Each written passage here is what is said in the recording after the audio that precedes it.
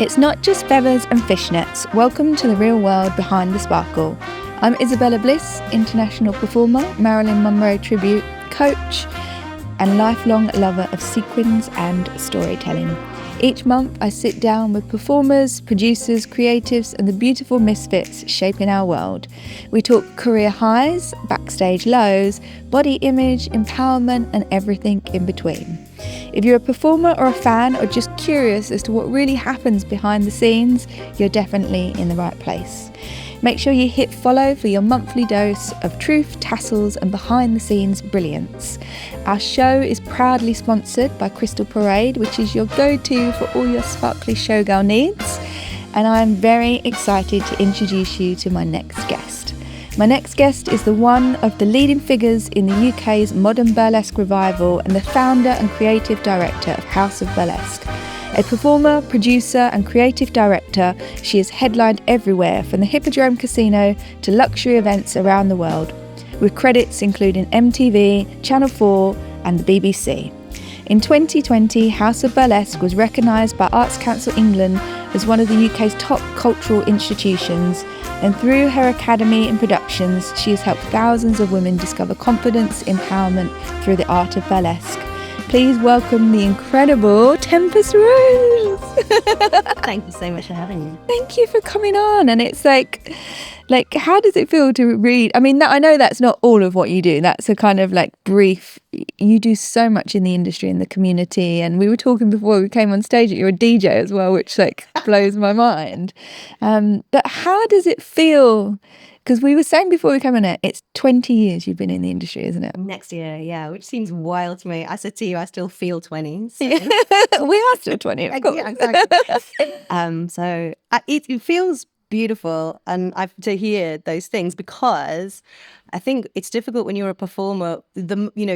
Performing is transient, like the moment happens and then it's gone. So we can forget what we achieve. I'm a big fan of saying to performers, like, write it down, because you'll forget what you've done and you'll have days where you think, what's the point? Yeah. And to look back on everything you've achieved really can be a tonic, because again, like, we're on stage, it's a beautiful 5 minutes, it's gone, then you're at home on your sofa, and it can be easy to downplay everything that we do get to do. And burlesque allows for some beautiful things. It does. It allows for a really magical life, doesn't it? Really. Absolutely. So let's start from the very beginning. When did you first discover burlesque? Do you remember the magic moment? I do. I was in musical theatre at the time. Not doing great, to be honest. I'd been in musical theatre and theatre in general for probably a couple of years, looking out for any opportunity, as you do. And I had studied dance, acting, singing, so I had a sort of range of skill sets available to me, which I think is really important as an artist, whatever field you're in.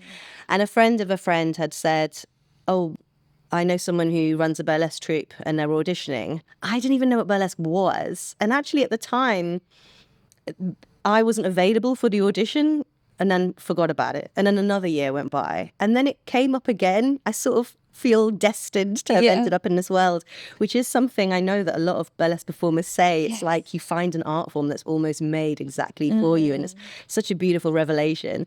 So then I did audition for the troupe, the Kitten Club, run by Dolores Deluxe, my burlesque mother. And I still didn't really know what burlesque was, I'll be honest. It was 2007, so super early. Burlesque was still very underground.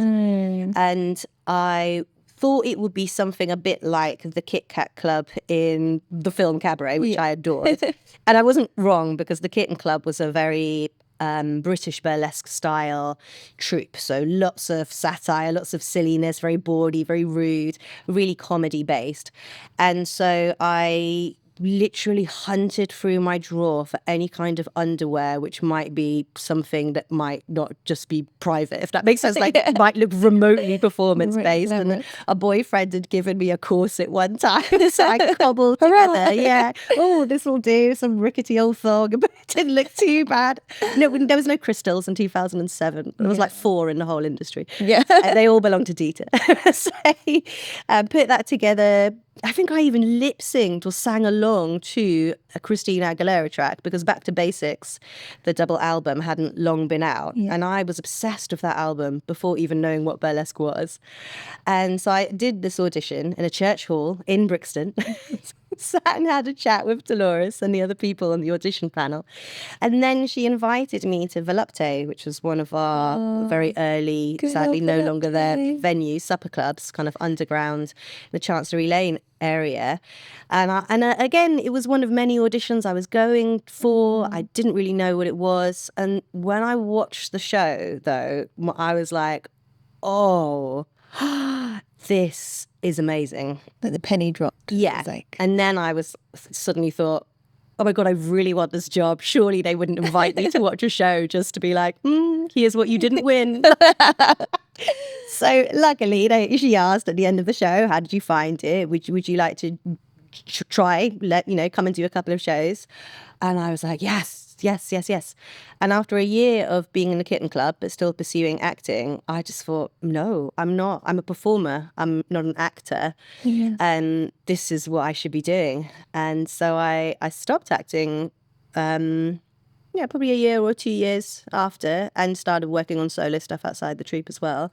And that's the wonderful gift the universe gave me by accidentally presenting me with this incredible industry that I could make a mark in. It's amazing, isn't it? Like, do you remember the first time you ever stepped on stage to do burlesque? Do you remember what that felt like? Because I suppose maybe it was like different coming from performing arts and being in musical theatre, like training. Was it slightly less nerve-wracking stepping out on stage doing burlesque because you'd already had so much experience and training in that experience, or was it still the first time you did burlesque? What did it feel like? Oh, that's such a good question. It was a mix. So the structure of the show, we had a troupe and there was about 6 of us. And so every performer had to do 2 acts and then do group numbers as well. So you were busy. You start and you don't stop. You're probably on about 9 times during the whole run. And we do 2 shows a night as well.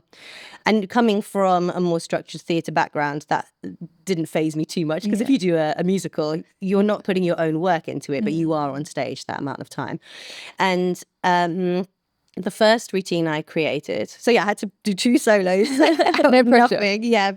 Put it together. It was much more kind of skit-based environment. So I think the pressure when you create work nowadays is much more intense than back in the day. I think back then it was all a bit of an experiment, and it was, you try it. If it works, it works. If it doesn't, next time you try something else. So the first act I did was to Madonna's Hanky Panky. That's so cute. And was done in this really geeky voice, like, I like hanky panky. And I thought it was really funny. I did it for years. So I had like a hit with my first solo. The second solo, terrible. And that was much more a quote unquote burlesque. So I mean, look, I would never create this act now. This is 2007. So I think I came out as like with my marigolds and I was cleaning up a little bit, and then you have the catalyst and then you become this sexy burlesque performer. It's a sort of very well-worn kind of dowdy to sensual goddess.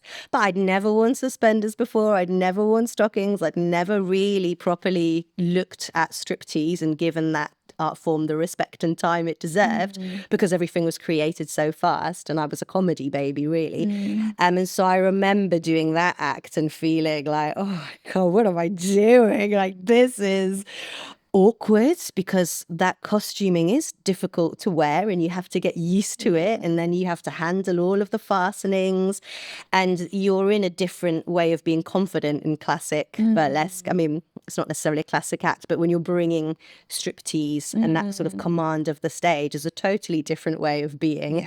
And I had underestimated how daunting that would be and how difficult it would be. So I had this sort of weird experience. Firstly, it flies by. Some of it I was very comfortable with, but I definitely remember. And I finished that second act and I thought, yeah, that's not. Let's go back to the drawing board. I did not smash that at all. So you had a kind of like little bit of a humbling moment with that kind of second one, which is like, I think burlesque does that to us sometimes, doesn't it? It teaches us so many new facets about ourselves every time we step on stage with new acts and new concepts of sometimes the idea in your head doesn't always, even if you've rehearsed it and practiced it, you can step out on stage in front of a live audience and go, oh, that didn't quite land how I thought.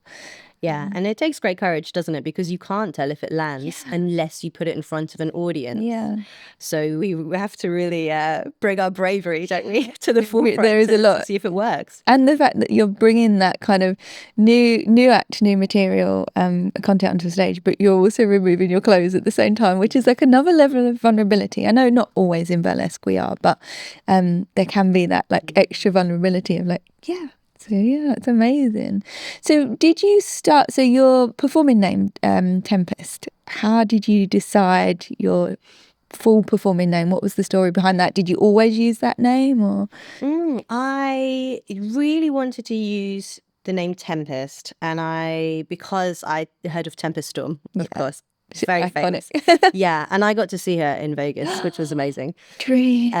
And I don't know, there's just something like, it's so atmospheric and kind of, the storm, and you've got the T and the P, and it was really explosive. I loved Tempest, and I wanted to be Tempest Blue originally, but there was a kitten Blue already in the troupe.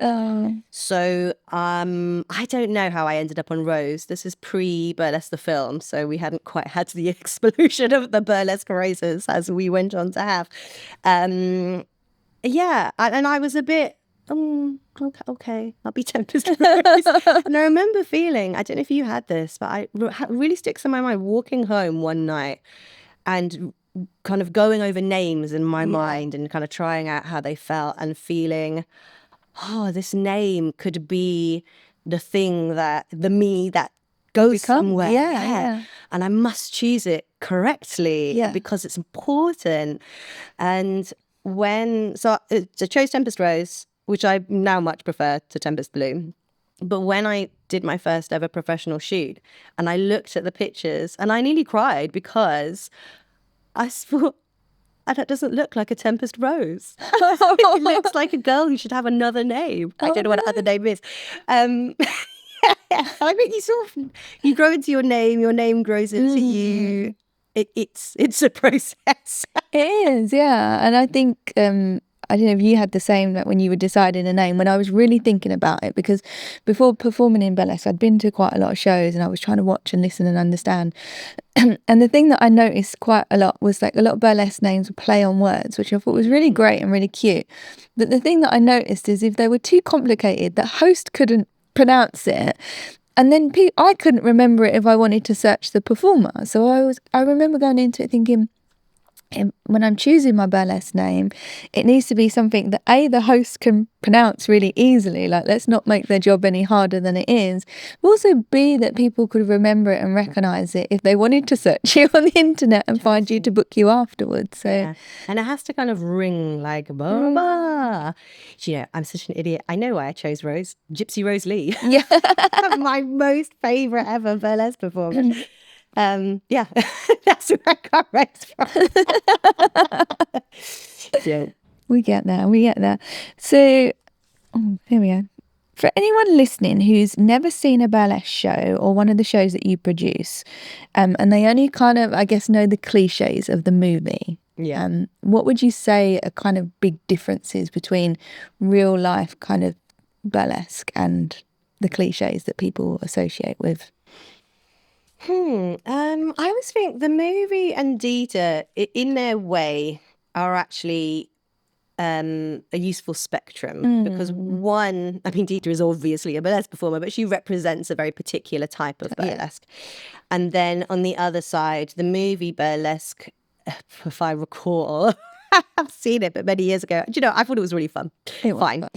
And if I was going to pick the positives about it for how people view our art form, actually the sections of the performances she does that kind of go on in the background of the club, I think are quite true to something closer to what I started with, that kind of musical satire, Kit Kat Club-esque environment, sort of erotic clowning cabaret. And so if someone said, oh, is it like the film?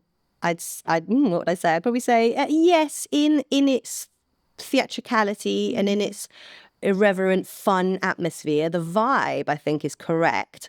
But burlesque in general is much more about individuality, about the voice of the artist, about, we relve. I've just made a new word. There we go. Write that down. And we delve more into the erotic. Obviously, the film being what it is I think is a bit fluffier. Yeah, a bit PG, isn't it? Yeah. That's correct. So I would probably say, okay, take Dieter at the other end. Find something in the middle. Yeah. You've probably maybe got a good angle, a good handle. But the thing that always blows people's minds, I'm sure you found it as well, the minute you say, yeah, our audience is predominantly female, it does flip a script that they might have in their heads based on what they assume. Yeah. So that's a fast go-to. Yeah. Yeah, most of our audience is female. Oh, is it now?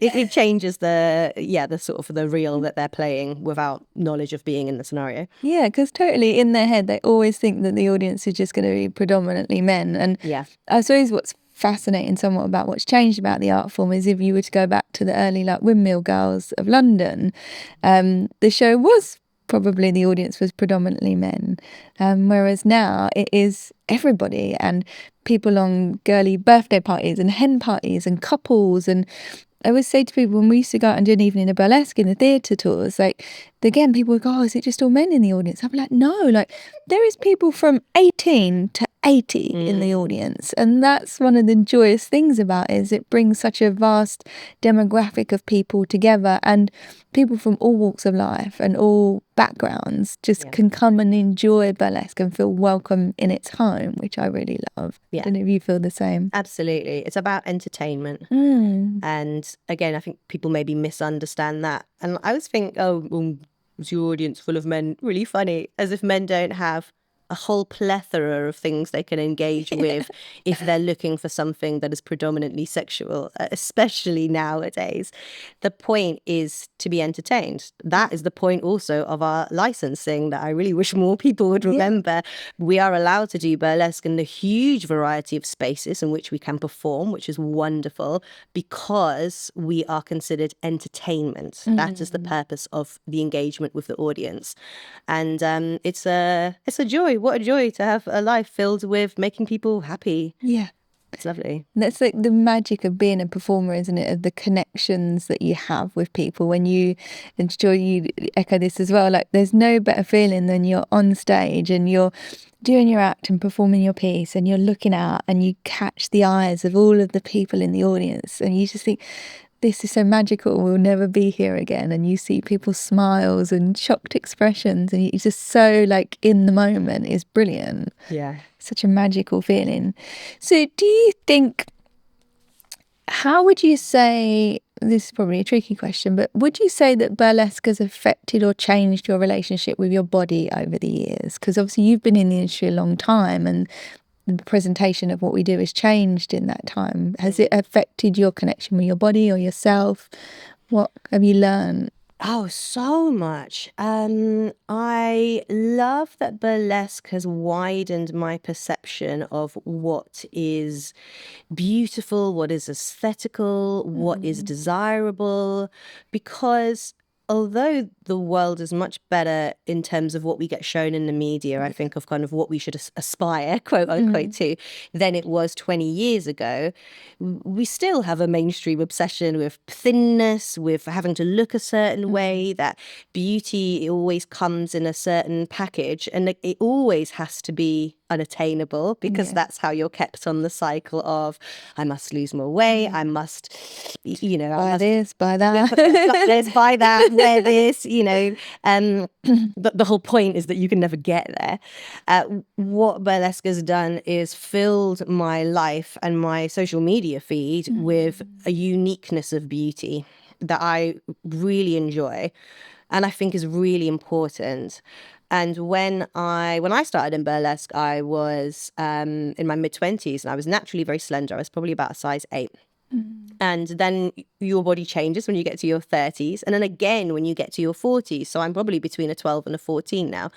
And I imagine had I not been in burlesque, I would have found that process harder to deal with. We live in our bodies. That's how we move through the world.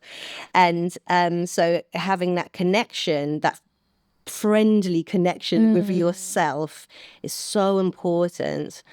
And burlesque, I think, can be a great tool for that. I would say you go to burlesque class. It doesn't matter if you never want to set a foot on the stage. A good burlesque environment, a teaching environment will help you make those connections with yourself, become a friend to your own body, as well as a plethora of other wonderful things that you'll learn.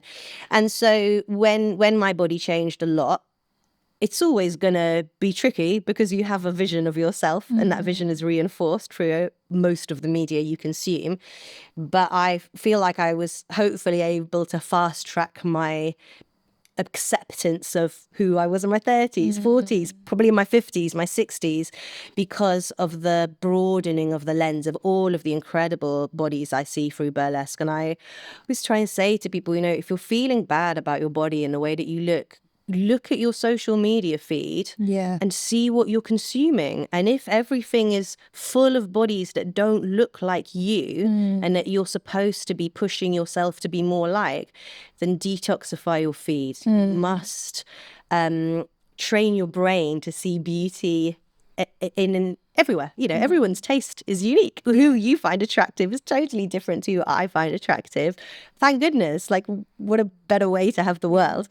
And obviously it's not just about sexual attraction, but that's where our sense of kind of what we like, what we dislike, what we feel, how we should frame ourselves.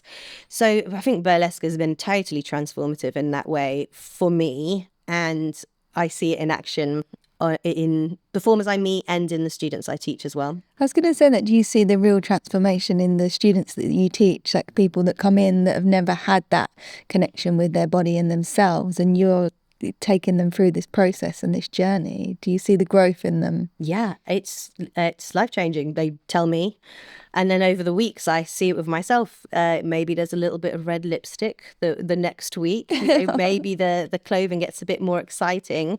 And whilst those are external things, the act of wearing red lipstick is an act of saying, look at me. I mean, that's the point, isn't it? It's so vibrant. You can't help but, if someone's wearing red lipstick. And I think that's why people can be scared of putting a simple thing like red lipstick on, because all of a sudden you're making your mark in the space. Statement. You're drawing attention to yourself, and part of the process of burlesque is getting comfortable with that. And so watching people make little changes like that is also an indication of the fact that they're a little bit more comfortable saying, yeah, I'm here. So what? A bit more comfortable taking up space, isn't it? And I always say, I don't know if you have the same, whenever I'm getting ready for a show or getting ready to see Marilyn, I don't ever feel like I'm quite there until I've put the lip on. And then the lip's on and I'm like, oh, I've arrived, I'm ready now. Lips and the eyelashes. Yeah. God, Just fluffies up the world a bit. And there's so fun in what we get to do is we get to play dress up all the time as well, don't we? So I always say to people, come and dip a toe in the cabaret and the burlesque world, and even if you just want to come as an audience member and get dressed up, like, it's your permission slip and your excuse to be able to go out to an event and get dressed up and try on a bit of glamour and a bit of vintage, or something a little bit out of the ordinary, and just play with it and have fun with it. Yeah. I always love saying to anyone, but obviously students I engage with a lot, this is your space where you cannot be too much. Yes. And people tell me this is what they love about going to burlesque shows. I'm obviously a big lover of getting dressed up, otherwise I don't think we would do what we do. But I mourn the lack of presentation in the sort of world that we live in now. People go to the theatre looking like they're going to the gym. Some people might disagree with me on that, but having spaces where you can, again, kind of revel in glamour, revel in showing off in a good-natured way and enjoying what other people have put together.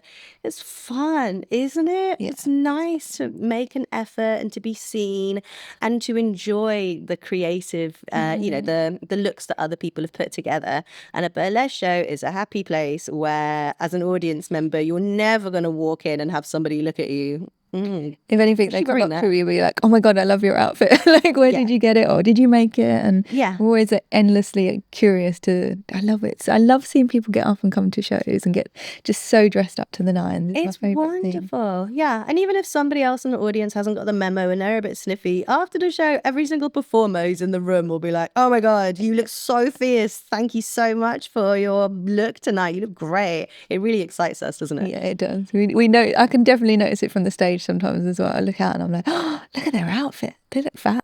Yeah. So give some tips and advice of like when life and work feels intense, because you manage so much, not just being a performer, a producer, running the school of burlesque and DJ, like you create so much. When that kind of performing side of your life becomes intense with the travel, money, rehearsals, managing social media, which we were saying is a beast in itself, how do you keep yourself grounded and take care of yourself? Like, what are your kind of self-care tips for people? To not get overwhelmed. I think you have to be quite strict with what communication you allow, when and where. And this was something we were talking about, wasn't it? It used to be email, and that was where business happened. And then the WhatsApp leaked in, and then people want to talk to you on social media and Instagram and Facebook and then a whole other thing, a whole row of other communication avenues. And I try and not really tolerate a lot of that, even if I know that perhaps the person on the other end might find it, "Oh, but I want to talk to you on Instagram," or whatever. And there are differences. Obviously, you and I started chatting on Instagram, and that's fine because it's just a quick way of doing something before you get into the formality. Emails, because we didn't necessarily have each other's number. So that's fine sort of for the immediacy, but then I always try and move everybody over to a communication channel that you can more easily dip in and out of, and try and keep it away from your personal sphere as well. So because my Instagram is my Instagram and the company Instagram, but it's another reason why I don't necessarily want to have a lot of correspondence there. One, because you can't file it. Yes. So you can't organise it. How are you going to remember what thread you've talked about? But two, if I want to go on and look at videos of Pomeranians, which is mostly my feed, I don't want to have to be reminded that I'm due to send a text sheet to a venue or something. You need to be able to compartmentalise, switch off a little bit, and encourage people, once you've started a chat somewhere, that's, if I've emailed you, don't WhatsApp me unless it's an emergency, keep within the same thread. So compartmentalizing is important. I know it can get a bad rap, but actually it's really good for your own mental health. And sanity. And one thing I really learned as a producer, where time is of the essence, particularly if you're a producer performer, which most people in our industry are. It's rare that we actually split those roles, is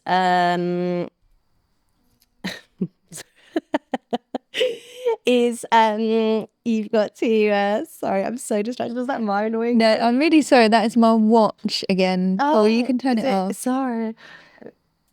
You're gonna laugh. So if we keep this edit in, the buzzing you probably can't hear in the background that got us both wildly distracted is my alarm on my watch going off. And I have an alarm that goes off every day. This is so sad, to remind me to be grateful for life. Oh, bless you. So I'm very grateful that I'm here in this moment recording this episode with you. So thank you. My pleasure. I'm grateful to be part of this moment.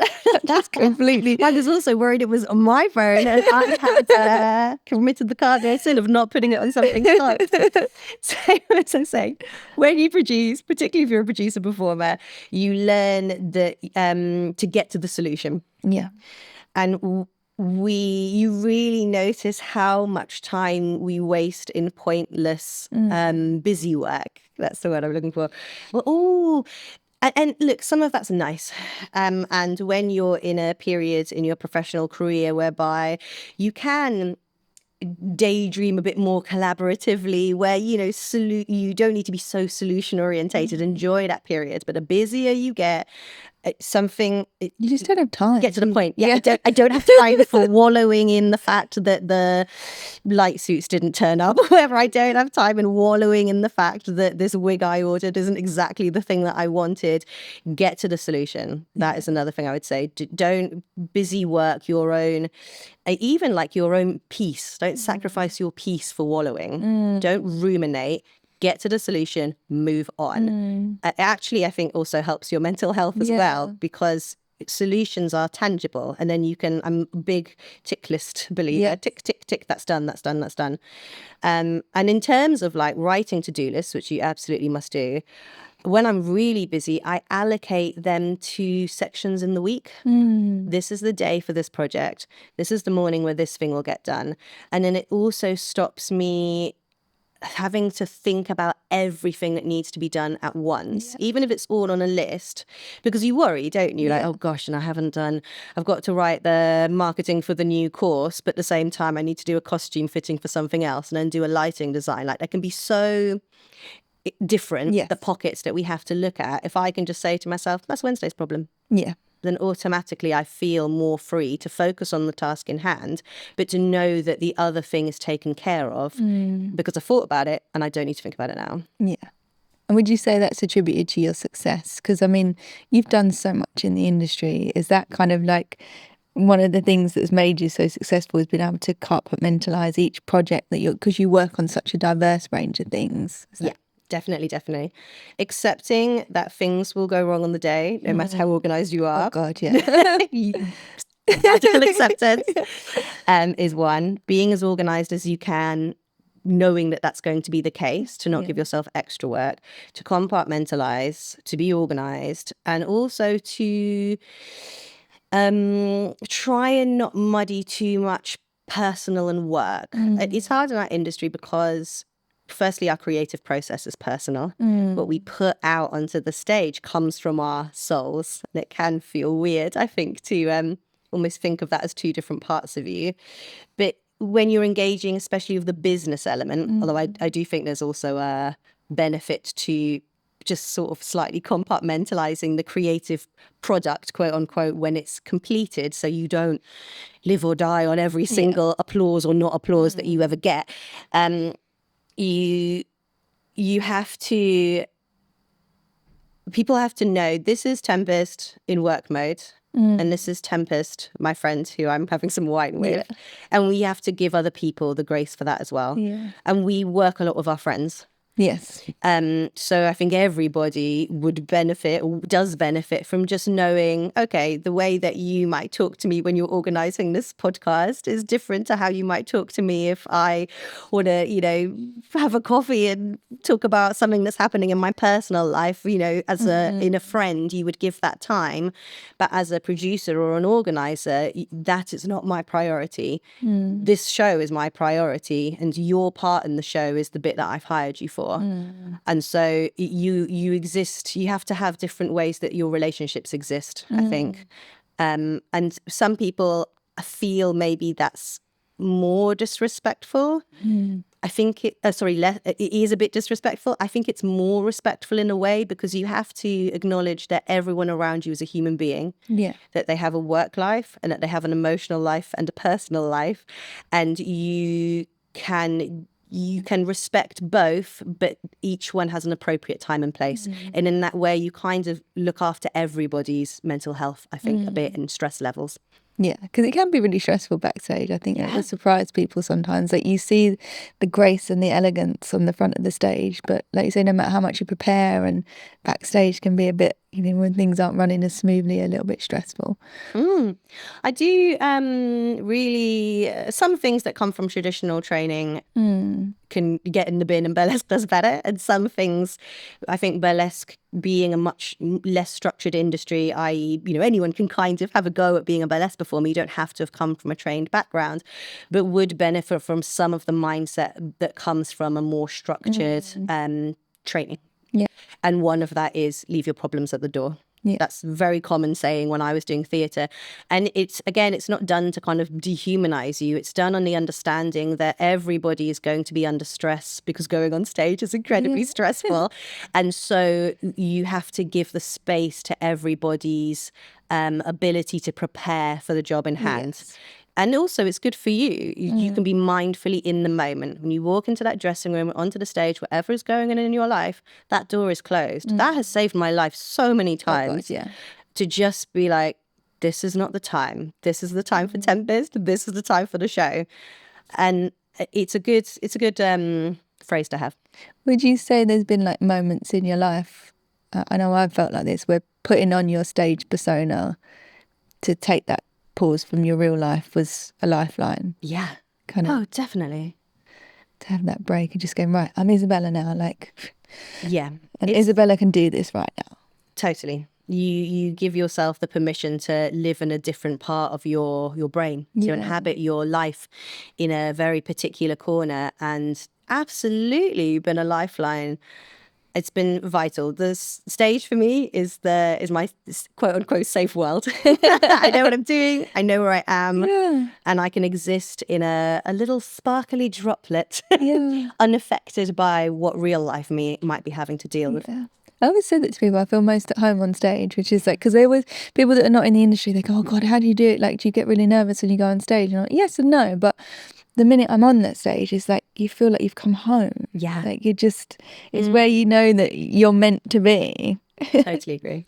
Is there any lessons from your performing life that someone with a normal 9-to-5 job could use? Like, is there any kind of lessons that you've learned that somebody could use in their 9-to-5? Oh, yes.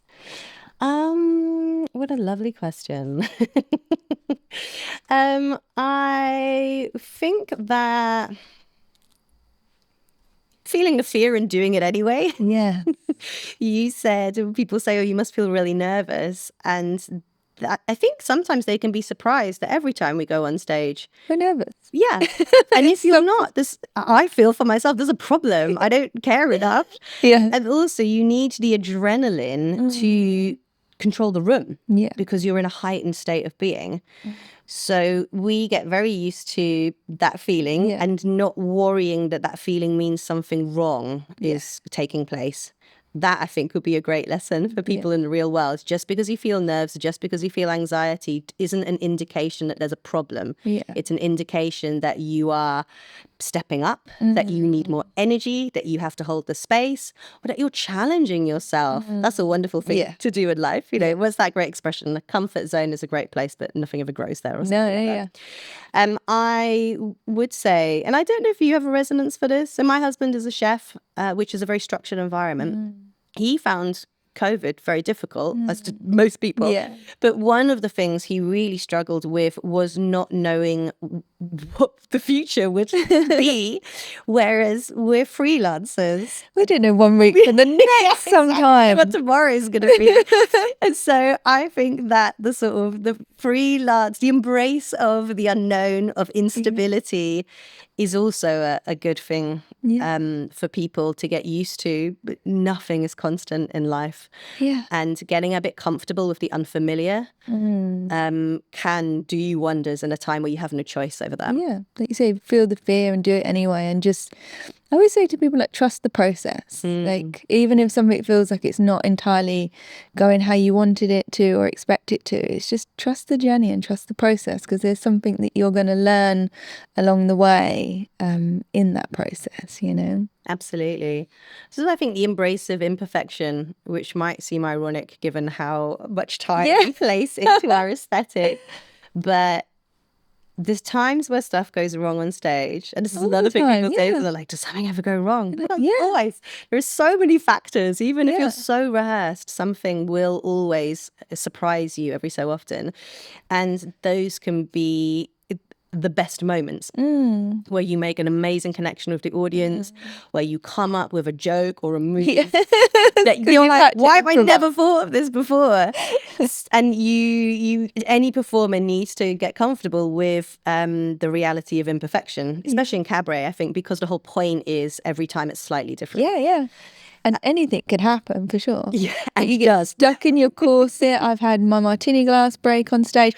I had a dog run out on stage while I was doing a theatre show. That was definitely like a wild moment. Yeah. And yeah, like you said, we just learned to roll with it. And I don't know if you maybe do the same or you have your own process, but before I go on stage, I know I'm feeling the nerves and the adrenaline and all of that. And I just kind of tell myself I'm excited now. I just go, we're not nervous, we're excited. This is cool. And I think that repetitiveness of retraining your brain, of like your body reads those signals, that adrenaline as like fear and danger, but you can have the ability to go, no, it's not danger, it's excitement. Let's roll with it. Yeah, you're so right.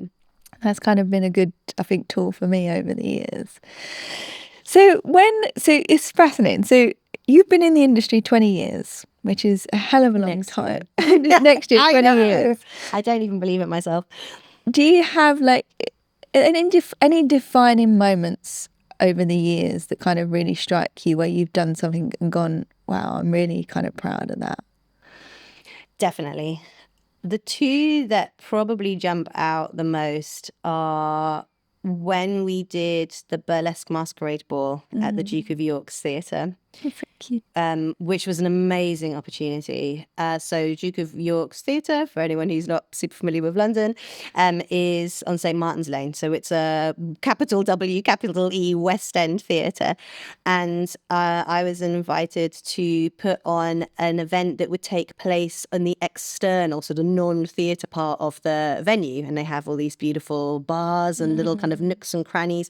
And they're one of the few theatres that has a balcony onto the street. Wow. And so we did an immersive ball, live music and DJing and pop-up performances and all these kind of interactive features going on. And it was amazing anyway, but obviously I come from theatre. I trained to do musical theatre. When I left theatre, it is a weird period where even though I knew I was making the best choice for me, you've held a fantasy for yourself since childhood. You know, one day I might be Eponine and Les Mis, you know, and that will mean that I'm somebody and I made it. Yeah. And for a while, even with some of the amazing stuff I had done even earlier in my career, you still carry this baggage of what you were supposed to quote unquote do, and you have to sort of reformat yourself from this vision that you've created to really see your life as it is. And that could be quite a painful process, actually.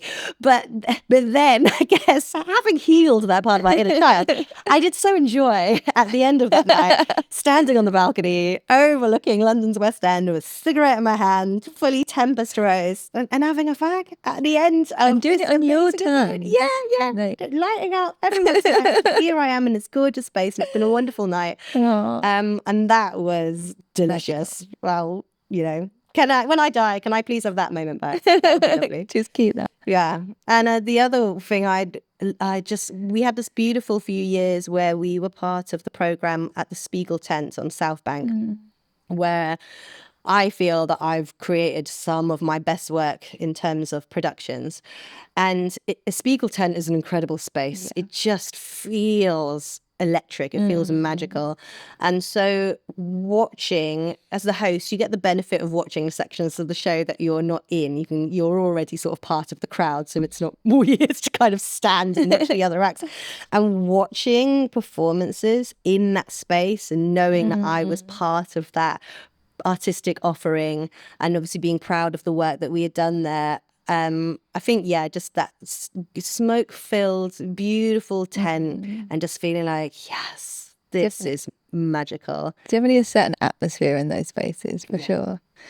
And so if you was to fast forward 20 years' time, what would you want or hope that people in 20 years' time would say that you and House of Burlesque kind of gave the industry or the community, or the mark that you left? What's the hope, that the mark that you will leave behind? I hope, and I do actually believe, if you'll forgive me a little arrogance, that burlesque, especially in the UK, but burlesque as an art form is different because of the work that I did and then did through House of Burlesque and the artists that also worked with me.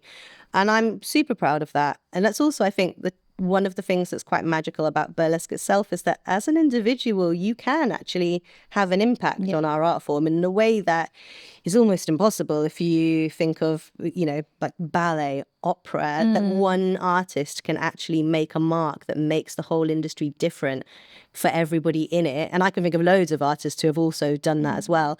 It's quite wonderful. And I'm really proud of the work of House of Burlesque with that. When we created 2.0 and brought in totally remixed music, made everything modern, but while still honoring the original roots of burlesque, fused it with tech on the screens, with projections. That wasn't new, but we did it in a way that hadn't been done in our pocket before, where not only were the projections kind of a changing backdrop, but that they interacted with the artist. And in every single act, they interacted differently. We would use classical tropes, but we would make them entirely modern. And in seeing how that filtered out and inspired other people to say, oh, actually, yeah, let's remix Sing, Sing, Sing. Let's do this other thing. I'm really, really proud of stuff like that. And what I would love, of course, is for that still to be the thing that is remembered when people think of me and House of Burlesque. And would you say, I mean, they're incredible like marks that you've left on the industry and inspirations that I should imagine so many people have taken from shows that you've produced or people that have worked from you and people that you've trained over the years, like that. You don't always see the ripples, do you? The filters out that for many years to come of the lives that you will have touched with the work that you've done. So it's definitely something to be proud of. Thank you. Would you say that the industry's changed a lot in the time? So what would you say the main differences between burlesque now and burlesque when you started? When we started, I think there was this feeling still of being doing something that was rebellious. It was kind of punk, and it was, we were underground. Yeah. And it was so fun. Like I said, the first show, one act was great and one act of mine was terrible. And I think that would be a much bigger deal now because everything is so much more polished. And I mean, did we have camera phones? I can't even remember. Like nothing's even recorded. Like it lived in that moment. So for me, burlesque should always have that spirit of sticking a finger up and saying like, fuck you, this is rebellious. This is punk. Burlesque to me is punk. And my worry with the industry at the moment is a lot of that feels to me like it's been lost. And artists seem to be very, very concerned about never making waves, never ruffling any feathers, always being correct, tick, tick, tick. As human beings, we like to feel that we're correct. I do understand the impulse, but burlesque was always, I felt, the home of the people that didn't fit in. Yes. The people that saw the world differently. It was kind of like an industry of individuals, which is why a producer friend of mine called it herding cats. Running a burlesque is like herding cats because we're all the cat, all the burlesque performers.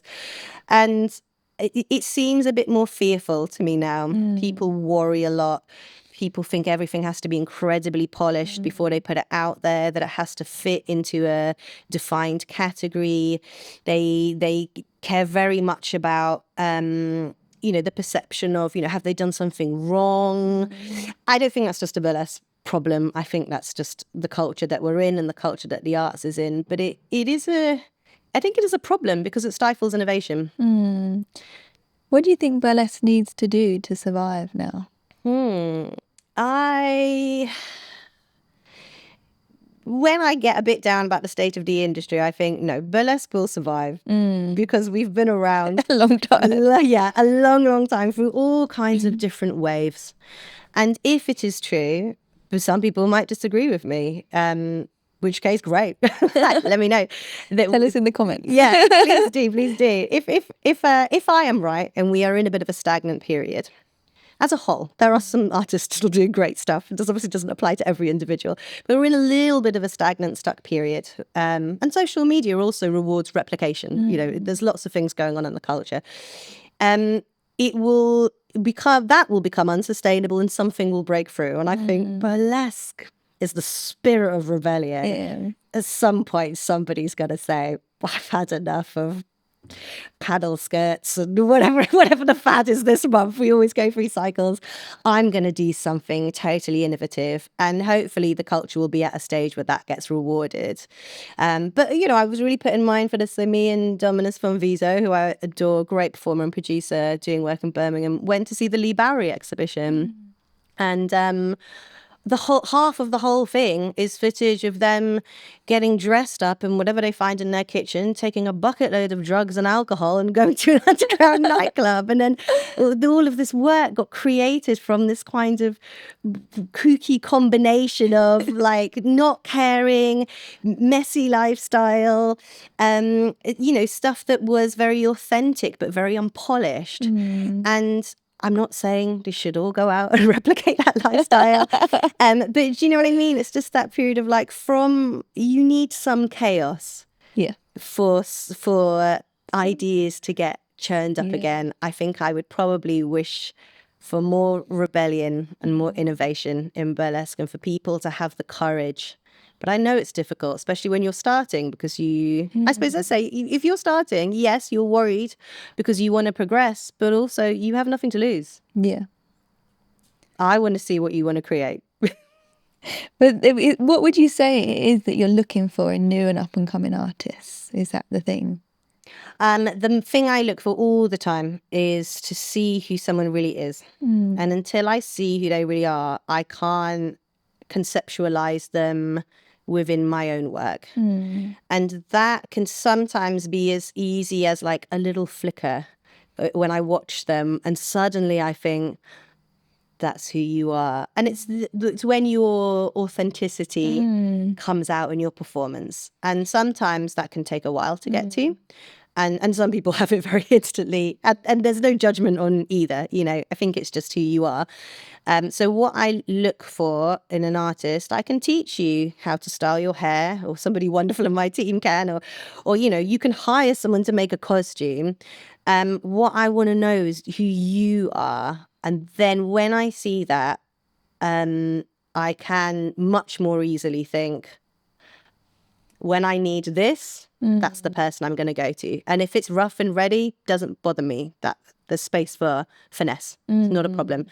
You're the most finesse performer in the world, and I still can't see who you are. I don't know where to put you. Yeah. So about stepping into your own authenticity, even if it's imperfect, just totally be yourself. Yeah, absolutely. And again, you think of an artist like Lolo Brow. Remember when Lolo started, was we were still, I think, in a space where you could have lots of like, oh, what's this? What's this? But very different to what was going on around Lolo. But yeah, Lolo is Lolo. It might take you longer to find your home, your space within the industry, but if you dig deep and do that and be brave, you can come to dominate an entire section of the art form that is kind of defined by you. I said to somebody a few years ago, they were doing lip syncing in an act, which became very popular, but wasn't a thing when I started. I said, oh, do you know, I was being sassy, unusual. I was like, do you know who's one of the first artists to originate using lip syncing in a burlesque act? I said, oh, no, because with them, it just sort of had always been done. And I said, Lolo. And they know Lolo very well. And they just couldn't believe it. I was like, yes, because of one person, a whole industry can change. But to do that, you go through a period, I guess, of feeling like you're the odd one out, and will you ever really get anywhere?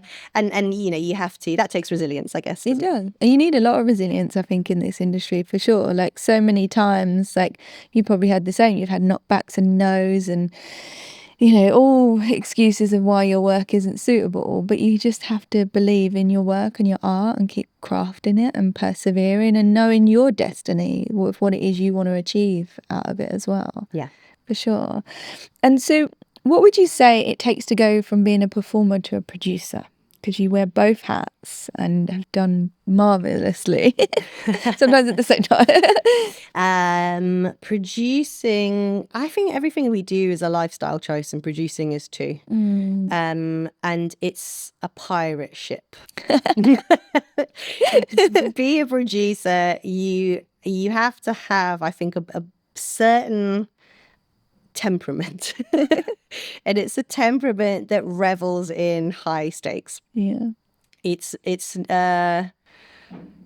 how can you predict if a show is going to sell? You can't. I literally might as well do this every time I start a residency. It's the sort of hyper extension of feeling the fear of doing it anyway. You could go, oh, well, a Friday is better than a Monday, and this time might be better than this time. And then, and this has happened to me, TFL will plan a load of tube strikes and every one of them will hit every single night of the run that I've booked in.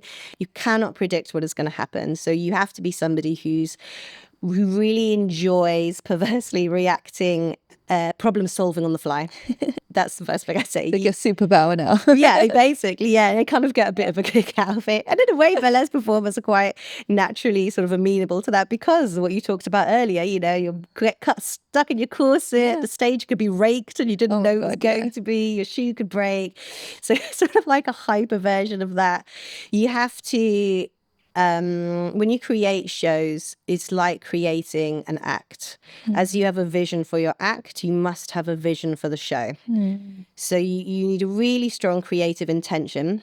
You need to choose the best people who aren't just your friends. That's just, it will upset some people, but that is the best way to work. You must choose in the best interests of the show.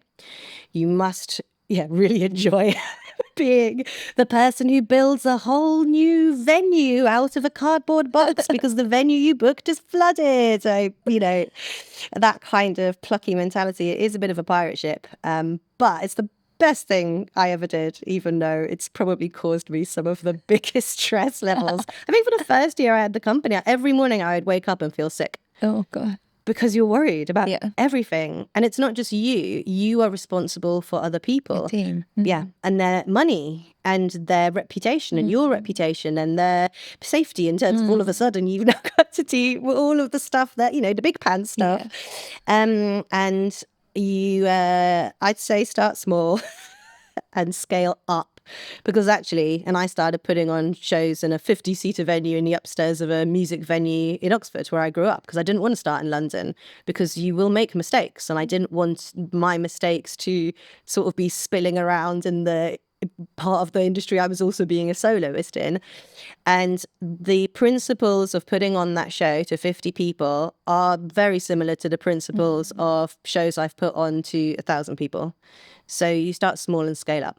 But there is no, if you want a more stable 9 to 5, producing is not for you at all. And I would even say people get very reliant on things like funding for producing. Yeah. I love that we have Arts Council funding. I think it's great, and it says something about our culture as well, that we believe that the arts are important. But I will tell you this, having funding is like having another boss. You can figure out how to get to commercial independence. You can do whatever you want. And that is a wonderful place to live.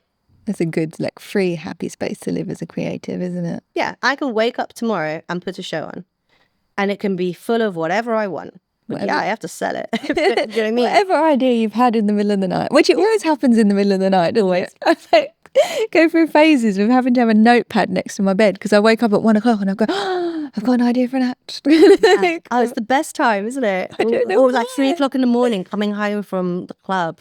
That's when I'm like, this is what's going to be the best thing that's ever happened. I have no idea what inspiration has to hit at that time of the morning, but I'm always grateful when it does. What would you say is the biggest involvement in putting on a large scale show that people don't really take into consideration? Because I think being a performer and a producer, sometimes I struggle with performers come into a show and are so stressing about kind of little details that you're kind of, like you say, trying to sail an entire ship. So what would you say is kind of the big differences on those large scale productions? It's the realization that the performers and the performing element is actually the minority of the time and the money.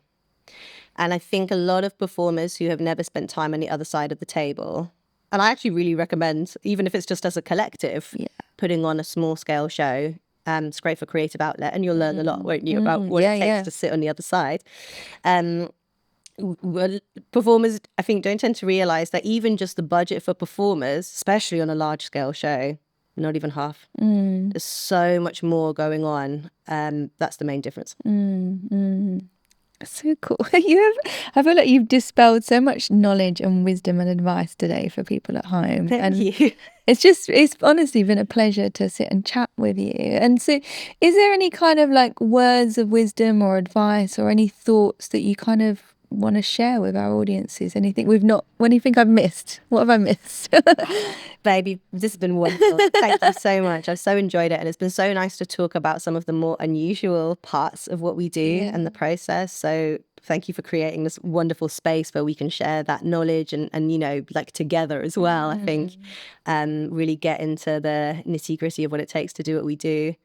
I can say the thing that I've sort of been on my mind personally recently, which is to remind myself that what we do is a type of magic. Like when you step out on stage and you're in a room with other people, you are all being transported together, but at the hands of the artist to a different state of consciousness almost. That's why you go to be entertained, isn't it? You can... If music was just about what you listen to, no one would ever go and see live music. You just listen to the album because it's a much cleaner, better sound. But you go because you want to hear the artist and you want to experience the environment where everybody is having that moment together. And so live performance for me is a type of magic.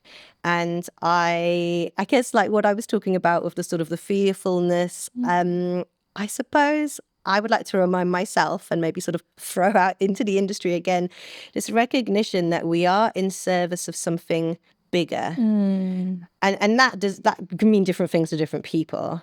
But art for me is kind of the conversation about what it means to be human, really, what is in our nature.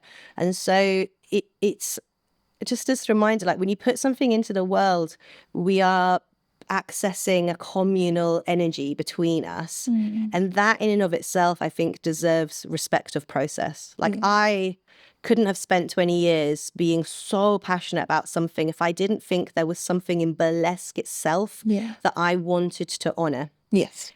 As an art form, what it could do, what it has done. That's a much bigger purpose than what I personally want to get out of it as an individual. And so I think it's nice to remember that we are actually tapping into something big. And our vehicle for that is burlesque. And burlesque, incredible. The stories, the ones we've had here across our history. It's an art form that I've been very happy to serve. We are in service of it, aren't we? I always think of ourselves as like custodians of the art form, that we kind of like have been graciously inherited parts of it and we nurture it, and then we can hand it over and support like new and performers. And whenever I step on stage, I always just try and have a moment of gratefulness of like thanking everybody who stepped on a stage before me that made it possible. Because, for so many years it wasn't possible and people were arrested and thrown into jail for it. And that's like, I'm so grateful for the rebelliousness of everybody that came before me that made it possible that I can step out on stage and do what I love and connect with a room full of people, for sure. Yeah, I love that. So if everybody listening at home wants to find you across all of the plethora of social media platforms that we have now, where would they find you personally and House of Burlesque and everything that you do? So I think on all social media platforms, I am at HOB for House of Burlesque with Tempest Rose. So HOB Tempest Rose. And there you can find what I'm doing and the company's doing, because we're all tiny little niche companies, really. What I'm doing is what the company's doing. And then House of Burlesque is at houseofburlesque.co.uk. I started a podcast a few months back with my old business partner, Christina Rhodes, called The Sirens. So if you love to hear my sassy opinions, you can have literally hours of them available on the internet for your listening delight. But yeah, come and find me. Tell me what you think. Come and see you. And have you got any shows coming up that people can come and see? Where are you producing at the moment? We are every Saturday in Covent Garden of Speakeasy, and we are looking to launch a new show actually in the summer as well. So stay tuned for that. Every Saturday, definitely. And then I'm very proud and honoured to have a residency at Pineapple Dance Studios. So you can come and dance with us, any level, all welcome, on Thursdays and Sundays as well. You can find all of that on the website. Brilliant. Oh, well, thank you so much for coming and joining us today. It's been so nice. It's been a pleasure to sit and like just hear from you and your story and your truth. And I hope that the listeners at home today got lots from that. So thank you so much for turning up and looking like an absolute Greek goddess today. For those of you that are listening, go and watch on YouTube because you look divine today. I love this outfit. Well, I knew I was going to be sitting opposite, so I made an effort. Thank you. But honestly, it's been a pleasure and I really appreciate it. And I look forward to seeing what the next 20 years of your career holds. Let's see what happens. Thank you very much. It's been a pleasure to be here. Thank you for tuning in and listening and watching Behind Burlesque, the Burlesque Podcast. I've been talking to the wonderful Tempest Rose today, and I really hope you've enjoyed the plethora of information and stories that we've shared. If you enjoyed the show, please give us a like, a follow, a subscribe, share us across to all of your friends and family. The more you spread the word, the more people can find the show and hear about us. I love hearing your comments in the comments section. Message us on Instagram, send us a DM, tell us what you loved about the show, tell us who you'd like to have on next time, and I look forward to seeing you on the next episode of Behind Burlesque. And we've proudly been sponsored by Crystal Parade. I'll see you next time.